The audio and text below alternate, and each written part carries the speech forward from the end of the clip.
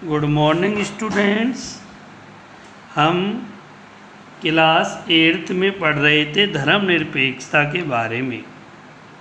बच्चों, हमने धर्मनिरपेक्षता को समझा, कुछ उदाहरणों के द्वारा हमने उनके अर्थ को जाना।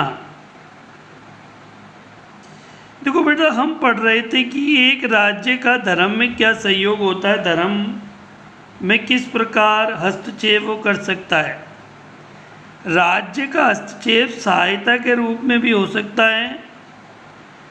भारतीय संविधान धार्मिक समुदायों को अपने स्कूल और कॉलेज खोलने का अधिकार देता है।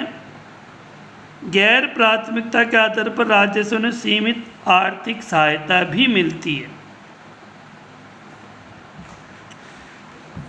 भारतीय धर्मनिरपेक्षता दूसरे लोकतांत्रिक देशों की धर्मनिरपेक्षता से किस प्रकार भिन्न है बच्चों? देखो बेटा, ऊपर दिए गए हमने 3 उद्देश्य पढ़े। दुनिया के अन्य धर्मनिरपेक्ष लोकतांत्रिक देशों के संविधान में दिए गए उद्देश्यों से मिलते जुलते हैं। अमेरिकी संविधान में हुए पहले संविधान संशोधन के जरिए विधायिका को ऐसे कानून बनाने से रोक दिया गया है जो धार्मिक संस्थानों का पक्ष लेते हैं। ये अमेरिका में ऐसा हुआ है, जो धार्मिक संस्थानों का पक्ष लेता है उस कानून को रोके या धार्मिक स्वतंत्रता को रोकते हों, यानी धर्म कोई सा भी अपनाए। इसका मतलब है कि विधायिका किसी भी धर्म को राजकीय धर्म घोषित नहीं कर सकती, किसी भी धर्म को राजकीय राष्ट्रीय धर्म घोषित नहीं किया जा सकता। नहीं, विधायिका किसी एक धर्म को ज़्यादा ये नहीं एक ही धर्म के चल रहे हैं, हिंदू है तो हमारी राष्ट्रीय धर्म हिंदू हो गया, राष्ट्रीय धर्म मुस्लिम हो गया, ऐसा नहीं हो सकता। बच्चों, भारतीय धर्मनिरपेक्षता और अमेरिकी धर्मनिरपेक्षता के बीच एक अहम फ़र्क है। ऐसा इसलिए है कि अमेरिकी धर्मनिरपेक्षता में धर्म और राज्य के बीच स्पष्ट अलगाव के विपरीत भारतीय धर्मनिरपेक्षता में राज्य को धार्मिक मामलों में हस्तक्षेप करने की छूट दी गई है। तो ये है अंतर, भारतीय धर्मनिरपेक्षता और अमेरिकी धर्मनिरपेक्षता। तो मैं तो ये क्वेश्चन है कि भारतीय धर्मनिरपेक्षता और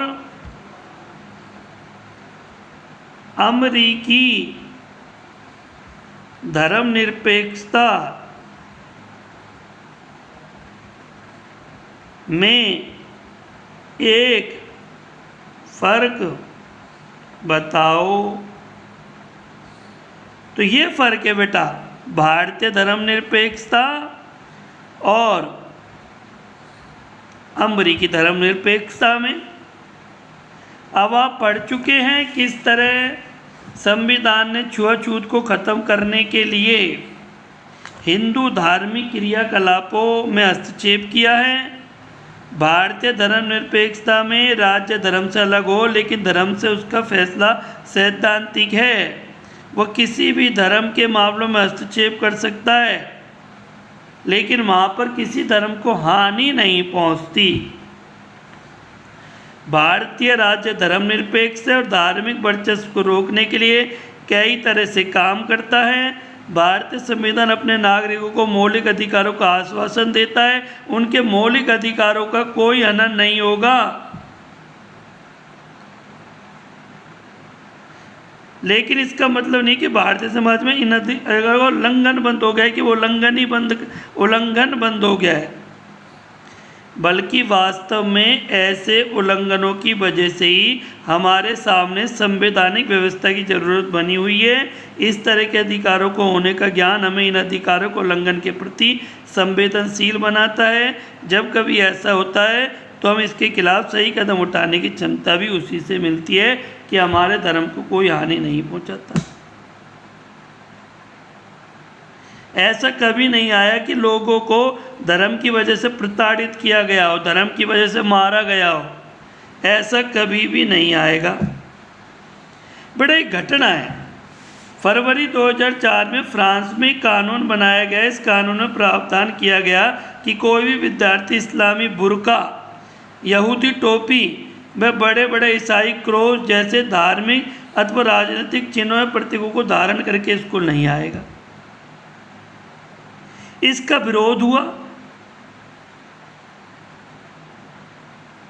क्योंकि बहुत से लोग अल्जीरिया, ट्यूनीशिया और मोरक्को आदि देशों से आए थे। वे पहले फ्रांस के उपनिवेश थे, फ्रांस के जो है नीचे अंडर में थे। 1960 के दशक में फ्रांस में मजदूरों की कमी हो गई। उस समय अप्रवासियों को फ्रांस अगर काम के लिए वीजा यानी प्रवेश दिए गए थे। इन अप्रवासियों की बेटियां स्कूल में अक्सर सिर पर रुमाल बांध कर जाती हैं, लेकिन इस नए कानून के लागू होने के बाद सिर पर रुमाल बांधने का स्कूल में निकाल दिया गया है, क्योंकि ये एक जो है सभी के लिए एक नियम बनाया गया है। तो बच्चों ये हमारे सब जगह हमने देखा कि एक स्कूल कोड होता है, कि स्कूल यूनिफॉर्म होती है, कि इससे ये होता है कि धर्म के नाम पर कोई भेदभाव ना हो। तो बच्चों ये आज आपका जो है चैप्टर था जो क्लोज हो गया है। अब आपको जो है अगले में ये फ़ोटो भिजवाई जाएगी, जो है इसके क्वेश्चन आंसर आपको भिजवाए जाएंगे, जो आपको सही ढंग से इनको करने हैं। सारे प्रश्नों को सही ढंग से आपको पढ़ना है और सही ढंग से इन सारी चीज़ों को समझना है। धन्यवाद।